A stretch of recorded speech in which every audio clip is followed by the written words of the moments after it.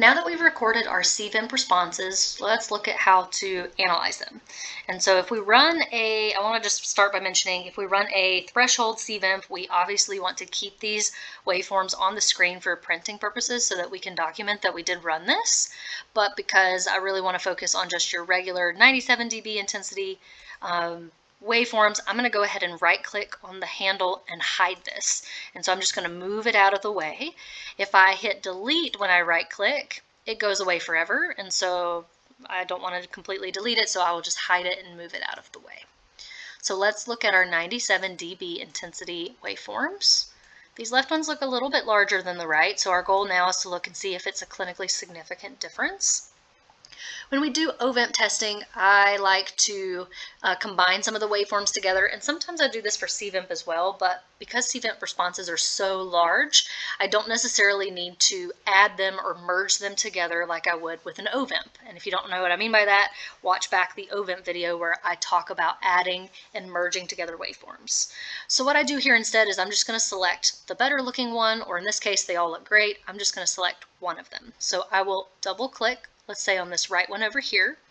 97 is the intensity, R is the right ear, and if there's no number after it, then this is the first one that we ran. And so I'm going to label this. There's a couple of ways we can label these, so I will first go to the Edit tab, and when I'm in the Edit tab over here, I can click on my P1, which will then populate the P1 for me to come over here and label it.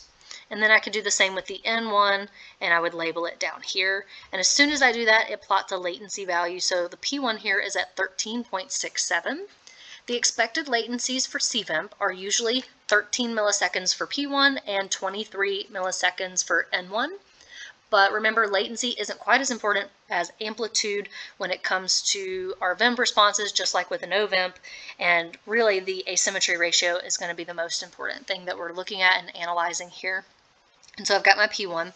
The other thing I can do, I could right click on the waveform, and then I could go to place. And then from here, I could select which one. So if I want to place my N1, I could do that and place it here. So I'm just going to place it off to the side just for a sec.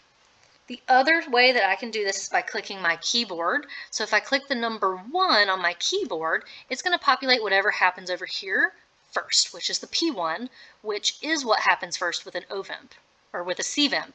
It's actually backwards for the cVEMP. And again, watch that cVEMP video where I talk about that. So I'll place it. I can click 2 for the N1 because it's the second thing in my list here. So I click 2 on my keyboard, it populates it, I line up where I want my N1 and I place it. And I'll do the same thing over here for the left. So I'm going to do my 1 is my P1 for a cVEMP response. I'll place it. Then I click 2. This is my preferred way, but again, there are 3 different ways you can do this. And I'll place my N1. So here I've got my P1, N1 placed for both sides. And so in the next video, we'll talk about the interpretation of this.